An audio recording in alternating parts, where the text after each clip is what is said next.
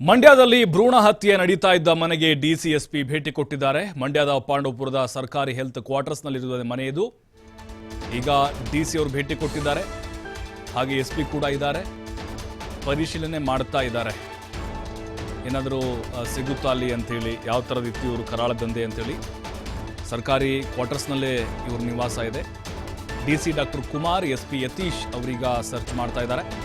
ಬಳಿಕ ಆರೋಗ್ಯ ಇಲಾಖೆ ಅಧಿಕಾರಿಗಳೊಂದಿಗೆ ಒಂದು ಮಹತ್ವವಾದಂತಹ ಒಂದು ಸಭೆ ನಡೆಸ್ತಾರೆ. ತಾಲೂಕು ಆಸ್ಪತ್ರೆಯಲ್ಲಿ ಈ ಒಂದು ಮೀಟಿಂಗ್ ಕರೆದಿದ್ದಾರೆ. ಟಿಎಚ್ಒ ಕಚೇರಿ ಹಿಂಭಾಗ ದಂಧೆ ನಡೀತಾ ಇದ್ರು ಕೂಡ ಮಾಹಿತಿ ಇರಲಿಲ್ವಾ ಅನ್ನುವಂಥ ಪ್ರಶ್ನೆ ಈಗ. ಅಲ್ರಿ, ತಾಲೂಕು ವೈದ್ಯಾಧಿಕಾರಿಯವರ ಕಚೇರಿ ಇದೆ, ಅದರ ಹಿಂಭಾಗವೇ ಕ್ವಾರ್ಟರ್ಸ್ ಇದೆ, ಅಲ್ಲಿ ಈ ಕರಾಳ ದಂಧೆ ನಡೀತಾ ಇದೆ. ಆದರೂ ನಿಮ್ಗೆ ಮಾಹಿತಿ ಇರಲಿಲ್ವಾ? ಒಂದು ಸಣ್ಣ ಕ್ಲೂ ಕೂಡ ಸಿಕ್ಕಿರಲಿಲ್ವಾ? ಇಷ್ಟು ದಿನ ಏನು ಮಾಡ್ತಾ ಇದ್ರಿ? ಸ್ಥಳೀಯರ ಮಾಹಿತಿ ಕೊಟ್ಟಿರಲಿಲ್ವಾ ನಿಮಗೆ? ಇದರಲ್ಲಿ ಏನಾದರೂ ವೈದ್ಯರು, ಹಿರಿಯ ಅಧಿಕಾರಿಗಳು ಭಾಗಿಯಾಗಿರಬಹುದಾ ಅನ್ನುವಂಥ ಅನುಮಾನಗಳು ಈಗ ಹುಟ್ಕೊಳ್ತಾ ಇದೆ. ಹಾಗಾಗಿ ಎಲ್ಲ ಆಯಾಮಗಳಲ್ಲೂ ಕೂಡ ಇದನ್ನು ಆಳಕ್ಕೆ ಹೋಗಿ ತನಿಖೆಯನ್ನು ಮಾಡಬೇಕಾಗಿದೆ. ಸರ್ಕಾರ ಕೂಡ ಇದನ್ನು ಗಂಭೀರವಾಗಿ ತೆಗೆದುಕೊಳ್ಳಬೇಕು. ಯಾಕೆ ಮಂಡ್ಯದಲ್ಲಿ ಇಂಥ ಪ್ರಕರಣಗಳು ಜಾಸ್ತಿ ಬೆಳಕಿಗೆ ಬರ್ತಾ ಇದ್ದಾವೆ? ಯಾವ್ಯಾವ ಆಸ್ಪತ್ರೆಗಳು ಇದರಲ್ಲಿ ಶಾಮೀಲಾಗಿದ್ದಾವೆ? ಅದರಲ್ಲೂ ಈ ಸರ್ಕಾರಿ ಇಲಾಖೆಯಲ್ಲಿ ಕೆಲಸ ಮಾಡುವಂಥವರೇ ಇದರ ಕಿಂಗ್ ಪಿನ್ಗಳಾಗಿದ್ದಾರೆ. ನೋಡಿ, ಇಬ್ಬರೂ ಕೂಡ ಅವರೇ ಆರೋಗ್ಯ ಇಲಾಖೆಯಲ್ಲಿ ಕೆಲಸ ಮಾಡುವಂಥವ್ರು.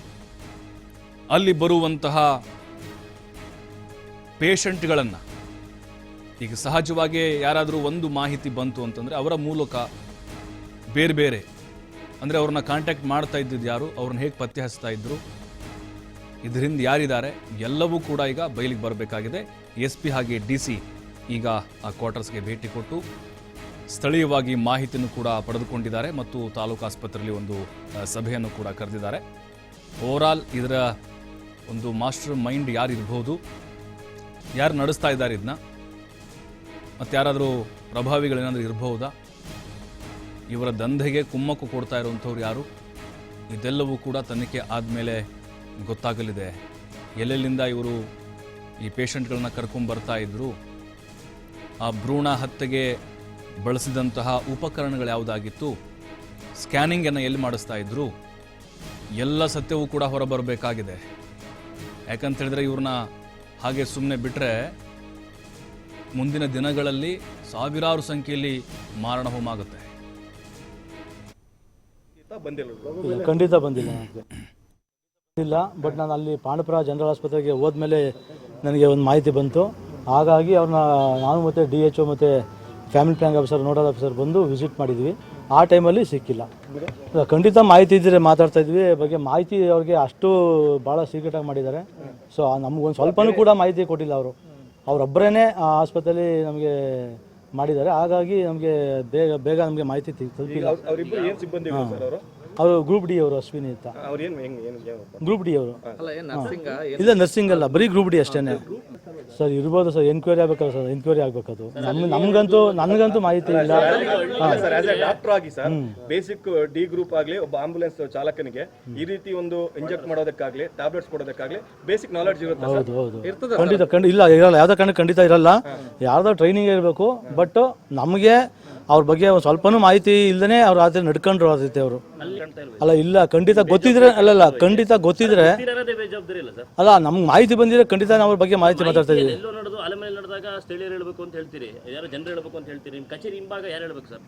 ಅಲ್ಲ, ಕಚೇರಿ ಗೊತ್ತಿದ್ರೆ ನಮಗೆ ಖಂಡಿತ ನಾವು ಅವ್ರ ಬಗ್ಗೆ ತಗೋತಾ ಇದ್ವಿ. ಅದೇ ಹೇಳಿದ್ವಿ, ಕೇಳಿ ಅದು ತಿಳ್ಕೊಂಡಿದ್ವಿ. ಬಟ್ ಆದ್ರೂ ಗೊತ್ತಾಗ್ಲಿಲ್ಲ, ನಮಗೆ ವಿಸಿಟ್ ಮಾಡಿದ್ವಿ. ಇಲ್ಲ, ಆಸ್ಪತ್ರೆ ಇದಲ್ಲ, ಹೊರಗಡೆ ನಮ್ಮ ಸರ್ಕಾರಿ ಆಸ್ಪತ್ರೆ ಯಾವುದೂ ಉಪಯೋಗಿಸಿಲ್ಲ ಅವರು ಮೆಡಿಸಿನ್ಸ್. ತಾವು ಹೇಳ್ದಂಗೆ ಸರ್, ಡಿ ಗ್ರೂಪ್ ನೌಕರಂಗಾಗ್ಲಿ, ಆಂಬುಲೆನ್ಸ್ ಚಾಲಕಂಗೆ ಅಷ್ಟು ನಾಲೆಡ್ಜ್ ಇರೋದಿಲ್ಲ. ಇದರಲ್ಲೂ ಕೂಡ ವೈದ್ಯಾಧಿಕಾರಿಗಳು ಭಾಗಿಯಾಗಿದ್ದಾರೆ. ಖಂಡಿತ ಗೊತ್ತಿಲ್ಲ ಸರ್ ನಮ್ಮ ಬಗ್ಗೆ. ನಾವು ಯಾಕೆಂದ್ರೆ ಸುಮ್ಮನೆ ಹೇಳಬಾರ್ದು. ನಮಗೆ ನಾವು ವಿತೌಟ್ ಇನ್ವೆಸ್ಟಿಗೇಷನ್ನು, ವಿತೌಟ್ ಮಾಹಿತಿ ಹೇಳ್ಬಾರ್ದು. ನೈಟ್ ರೈಡ್ ಮಾಡಿದಾಗ ಯಾರು ಇದ್ರು? ನಿನ್ನೆ ಅವ್ರು ಯಾರು ಮಾಮೂಲಿ ಒಬ್ಬರ ಅಶ್ವಿನಿ ಇದ್ರು, ಅವ್ರ ಯಜಮಾನ್ ಇದ್ರು, ಅಶ್ವಿನಿ ಅವರ ತಾಯಿ ಇದ್ರು. ಅಲ್ಲ, ಖಂಡಿತ ಅದಕ್ಕೆ ದೂರವಾದ ಸತ್ಯ. ನಮ್ಮ ಬಗ್ಗೆ ಬೇಕಾದ್ರೆ ನೀವು ಇಲ್ಲೇ ತನಿಖೆ ಮಾಡಿ. ನಾವು ಆ ರೀತಿ ತಪ್ಪು ಮಾಡಿದ್ರೆ ನೀವು ಏನು ಬೇಕಾದ್ರೂ ಮಾಡೋಕ್ಕೆ ಶಿಕ್ಷೆ ಕೊಡಿ, ರೆಡಿ ಇದ್ದೀನಿ. ಖಂಡಿತ ರೆಡಿ ಇದ್ದೀನಿ. ಖಂಡಿತ ರೆಡಿ ಇದ್ದೀನಿ. ನಾನು ಬಗ್ಗೆ ತನಿಖೆ ನಡೆಸಿ ನಾನು ರೆಡಿ ಇದ್ದೀನಿ. ಯಾವತ್ತೂ ನನ್ನ ಮನೆ ಪಾಂಡವಪುರನೇ ಇಲ್ಲೇ ಇದ್ದೀನಿ. ಯಾವತ್ತಾದರೂ ರೆಡಿ ಇದ್ದೀನಿ ನಾನು ಬರೋಕ್ಕೆ. ಡಾಕ್ಟರ್ ಅರವಿಂದ್ ಅಂತ, ಸರ್ಕಾರಿ ಕ್ಯಾಸುವಲಿಟಿ ಮೆಡಿಕಲ್ ಆಫೀಸರ್ ಆಗಿ ಅಡ್ಮಿನಿಸ್ಟ್ರೇಟಿವ್ ಮೆಡಿಕಲ್ ಆಫೀಸರ್ ಆಗಿದ್ದೀನಿ. THO ಕೂಡ ತಾವೇ. ಈಗ ಮೊನ್ನೆ ಡಾಕ್ಟರ್ ಧನಂಜಯ ಅವರು ಉನ್ನತ ಸ್ಟಡಿಗೆ ಹೋದ್ರಿಂದ ನಾನು ಇದು ಅದು ತಪ್ಪೇ. ಆದ್ರೆ ಈಗ ನಿಮ್ಮ ಕಚೇರಿಯಿಂದ ಈ ತರ ನಡೀತಿದ್ರು ತಮ್ಮ ಗಮನಕ್ಕೆ ಬಂದಿತ್ತಾ? ಬಂದಿಲ್ಲ. ಖಂಡಿತ ಬಂದಿಲ್ಲ ನನಗೆ, ಖಂಡಿತ ಬಂದಿಲ್ಲ. ಬಟ್ ನಾನು ಅಲ್ಲಿ ಪಾಂಡವಪುರ ಜನರಲ್ ಆಸ್ಪತ್ರೆಗೆ ಕಚೇರಿ ಹಿಂದ್ಗಡೆ ನಡೀತಾ ಇದೆ ಸರ್. ಹೌದು, ಇದ್ರ ಬಗ್ಗೆ ಅನುಮಾನ ಇತ್ತು ನಮಗೆ. ನಾವು ಬಂದಾಗಲೇ ನಮಗೆ ಮಾಹಿತಿ ಇತ್ತು. ಬಂದು ಇಲ್ಲಿ ರೈಡ್ ಮಾಡಿ ಹೋಗಿದ್ದು. ಇಲ್ಲಿ ಅವಾಗೇನು ನಮಗೇನು ಸಿಕ್ಕಿರಲಿಲ್ಲ. ಅದಕ್ಕೆ ಅಕ್ಕಪಕ್ಕದ ಮನೆಯವರಿಗೆ ನಾವು ಮಾಹಿತಿ ಕೊಟ್ಟಿದ್ದು. ಇಲ್ಲಿ ಯಾರಾದರೂ ಬಂದರೆ ಈ ರೀತಿ ಅಬಾರ್ಷನ್ ಮಾಡಿಸ್ಕೊಳ್ಳೋರು ಬಂದರೆ ನಮಗೆ ದಯವಿಟ್ಟು ಮಾಹಿತಿ ಕೊಡಿ, ಬಂದಾಗ ನಾವು ಇದು ಮಾಡಲಿಕ್ಕೆ ಅಂತ. ನಿನ್ನೆ ರಾತ್ರಿ ನಮಗೆ 11 ಗಂಟೆಗೆ ಮೆಸೇಜ್ ಬಂತು ಈ ರೀತಿ ಬಂದಿದ್ದಾರೆ ಅಂತ. ಬಂದ ತಕ್ಷಣ ರಾತ್ರಿ 12 ಗಂಟೆಗೆ ಬಂದು ನಾವು ಅಬಾರ್ಷನ್ ಮಾಡ್ತಿದ್ದ ಹೆಣ್ಮಗು ಇಲ್ಲೇ ಇತ್ತು. ಮಾತ್ರೆ ನುಗ್ಸಿದ್ರು ಬೆಳಿಗ್ಗೆ ಸಂಜೆ 6 ಗಂಟೆಗೆ. ಅರ್ಧ ಅಬಾರ್ಷನ್, ಇನ್ಕಂಪ್ಲೀಟ್ ಅಬಾರ್ಷನ್ ಅಂತ ಹೇಳ್ತೀವಿ, ಇನ್ಕಂಪ್ಲೀಟ್ ಅಬಾರ್ಷನ್ ಥರ ಆಗಿತ್ತು.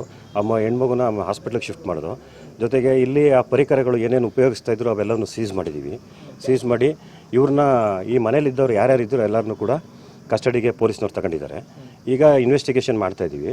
ಕಂಪ್ಲೇಂಟು ಈಗ ಬುಕ್ ಆಗುತ್ತೆ. ಈಗ ಇನ್ವೆಸ್ಟಿಗೇಷನ್ನು ರಿವರ್ಸ್ ಡೈರೆಕ್ಷನಲ್ಲಿ ಮಾಡಬೇಕು ಅಂತ ತೀರ್ಮಾನ ತಗೊಂಡು ರಿವರ್ಸ್ ಡೈರೆಕ್ಷನ್. ಈಗ ಏನಪ್ಪ ಅಂತಂದರೆ ಯಾರು ಬಂದು ಮಾಡಿಸ್ತಿದ್ರು ಏನು ಅನ್ನೋದ್ರ ಬಗ್ಗೆ ನಮಗೆ ಮಾಹಿತಿ ಸಿಗ್ತಾ ಇರಲಿಲ್ಲ ಇಲ್ಲೂ. ಈಗೇನಪ್ಪ ಅಂದರೆ ಈಗ ಈ ವ್ಯಕ್ತಿ ಸಿಕ್ಕಿರೋದ್ರಿಂದ ಇವರೆಲ್ಲಿ ಸ್ಕ್ಯಾನಿಂಗ್ ಮಾಡಿಸ್ಕೊಂಡ್ರು, ಇವ್ರು ಸ್ಕ್ಯಾನಿಂಗ್ ಮಾಡಿಸೋಕ್ಕೆ ಯಾರ್ಯಾರು ಸಹಾಯ ಮಾಡಿದ್ರು, ಈ ರೀತಿ ಇನ್ವೆಸ್ಟಿಗೇಷನ್ ಮಾಡಲಿಕ್ಕೆ ನಾನು DC ಸರ್ ಜೊತೆ ಮತ್ತು SP ಸರ್ ಜೊತೆ ಈಗಾಗಲೇ ಮಾತಾಡಿದ್ದೀವಿ. ಅವರು ಕೂಡ ಈ ರೀತಿ ಮಾಡಲಿಕ್ಕೆ ಒಪ್ಕೊಂಡಿದ್ದಾರೆ. ಅವರು ಈಗ ರಿವರ್ಸ್ ಡೈರೆಕ್ಷನಲ್ಲಿ ಇನ್ವೆಸ್ಟಿಗೇಷನ್ ಸ್ಟಾರ್ಟ್ ಮಾಡ್ತಾರೆ. ಯಾವ ರೀತಿ ವರ್ಕ್ ಆಗ್ತಾ ಇತ್ತು, ಎಷ್ಟು ವರ್ಷದಿಂದ ನಡೀತಾ ಇದೆ ಅದು ನನಗೆ ಗೊತ್ತಿಲ್ಲ. ಇನ್ನು ಇನ್ವೆಸ್ಟಿಗೇಷನ್ ಆದಮೇಲೆ ಗೊತ್ತಾಗುತ್ತೆ. ನಿಮ್ಮ ಮೇಲ್ನೋಟಕ್ಕೆ ಏನು? ಇದರಲ್ಲಿ ನಮ್ಮ ಇಲಾಖೆಯಲ್ಲಿ ಹೊರ ಗುತ್ತಿಗೆ ನೌಕರರಾದ ಆನಂದ್ ಅಂತ ಆ್ಯಂಬುಲೆನ್ಸ್ ಡ್ರೈವರು, ಅವನ ಹೆಂಡತಿ ಅಶ್ವಿನಿ ಅಂತ ಗ್ರೂಪ್ D ಹೊರಗುತ್ತಿಗೆ ಇದರಲ್ಲಿ ಅವರು ಇದರಲ್ಲಿ ನಡೀತಾ ಇದ್ದೀವಿ. ಡಾಕ್ಟರ್ ಇಲ್ದಲೆ ಯಾವುದೂ ಕೂಡ ಮಾಡೋಕ್ಕಾಗಲ್ಲ. ಡಾಕ್ಟರ್ ಇನ್ವಾಲ್ವ್ಮೆಂಟ್ ಯಾರು ಇದೆಯಾ ಅಂತೇಳಿ ಅದನ್ನ ಈಗ ಇನ್ವೆಸ್ಟಿಗೇಷನ್ ಮಾಡ್ತೀವಿ. ಅಬಾರ್ಷನ್ ಪ್ರೋಸೆಸ್ ಯಾವ ರೀತಿ ಇತ್ತು ಸರ್? ಅವರು ಈಗ ಏನಾಗ್ತದೆ, ಅಬಾರ್ಷನ್ದು ಟ್ಯಾಬ್ಲೆಟ್ ತಗೊಂಡು ನುಂಗಿಸಿ ಅದು ಅಬಾರ್ಷನ್ ಮಾಡಿಸ್ತಾ ಇದ್ರು. ಈಗ ಆ ಟ್ಯಾಬ್ಲೆಟು ಸಿಕ್ಕಿದೆ ನಮಗೆ. ಆಗ ನುಂಗಿಸಿರೋದು ಟ್ಯಾಬ್ಲೆಟು ಸಿಕ್ಕಿದೆ, ಅದಕ್ಕೆ ಬೇಕಾಗಿರೋ ಸಕ್ಷನ್ ಇದು ಸಿರಿಂಜಸ್ಸು ಸಿಕ್ಕಿದೆ, ಎಲ್ಲವೂ ಸಿಕ್ಕಿದೆ. ಈಗ ಇನ್ವೆಸ್ಟಿಗೇಷನ್ ಮಾಡಿ ಹೇಳ್ತೀವಿ. ಈಗ ಸರ್ ಲಿಂಗ ಪತ್ತೆಗೆ ಬಳಸಿದಂಥ ಕಾರಣಗಳೇನು? ಅದು ಯಾವುದೂ ಇಲ್ಲ ಇಲ್ಲಿ, ಅದ್ಯಾವುದೂ ಇಲ್ಲ. ಇಲ್ಲಿ ಸ್ಕ್ಯಾನಿಂಗು ಬೇರೆ ಕಡೆ ಆಗಿದೆ, ಎಲ್ಲಿ ಅಂತ ಗೊತ್ತಿಲ್ಲ. ಅದ್ರ ಬಗ್ಗೆ ಕೆಲವೊಂದು ಕ್ಲೂ ಕೊಟ್ಟಿದ್ದಾರೆ, ಅದು ಇಲ್ಲಿ ಹೇಳೋಕ್ಕಾಗಲ್ಲ. ಅದನ್ನು ಪೊಲೀಸ್ನವರಿಗೆ ಗಮನಕ್ಕೆ ತರ್ತೀವಿ. ಆ ಕಡೆ ರಿವರ್ಸ್ ಡೈರೆಕ್ಷನಲ್ಲಿ ಬಂದಾಗ ಅದನ್ನು ನಾವು ಇನ್ವೆಸ್ಟಿಗೇಟ್ ಮಾಡ್ತೀವಿ. ಇದು ನಿಮ್ಗೆ ಅನುಮಾನ ಇದೆಯಾ ಸರ್? ಈಗ ಅಧಿಕಾರಿಗಳು ಅಥವಾ ವೈದ್ಯರು ಭಾಗಿಯಾಗಿರುವ ಸಂಖ್ಯೆ? ವೈದ್ಯರು ಅದನ್ನ ನೋಡ್ತೀವಿ, ಇನ್ವೆಸ್ಟಿಗೇಷನ್ ಮಾಡಿ ಹೇಳ್ತೀವಿ. ಸರ್, ಈಗ ಆಲೆಮನೆಗಳಲ್ಲಿ ನಡೆದಾಗ ಸ್ಥಳೀಯರ ಮಾಹಿತಿ ಕೊಡಬೇಕು ಅಂತಿದ್ರೆ THO ಆಫೀಸ್ ಹಿಂಬಾಗಿ ನಡೀಬೇಕಾದ್ರೆ ಸಾಕಷ್ಟು ಅನುಮಾನ ಇರುತ್ತೆ ಸರ್. ಅಧಿಕಾರಿಗಳು ಗಮನಕ್ಕಿರಲ್ವಾ, ಎಲ್ಲ ಶಾಮೀಲಾಗಿದ್ದಾರೆ? ಅದ್ರ ಬಗ್ಗೆನೇ ನಾವು ಅನಿವಾರ್ಯತೆ ಇದೆ. ಈಗ ಅದಕ್ಕೇನೆ ಈಗ ನಮ್ಗೆ ಮಾಹಿತಿ ಕೊಟ್ಟಿರೋರು ಇಲ್ಲಿರೋರೇನೆ, ಇಲ್ಲಿದ್ದವರೇ ನಮ್ಗೆ ಮಾಹಿತಿ ಕೊಟ್ಟಿರೋದು. ಯಾರು ಅಂತ ಹೇಳೋಕ್ಕಾಗಲ್ಲ ಸರ್. ಕಚೇರಿ ಹಿಂದ್ಗಡೆ ನಡೀತಾ ಇದೆ ಸರ್. ಹೌದು, ಇದ್ರ ಬಗ್ಗೆ ಅನುಮಾನ ಇತ್ತು.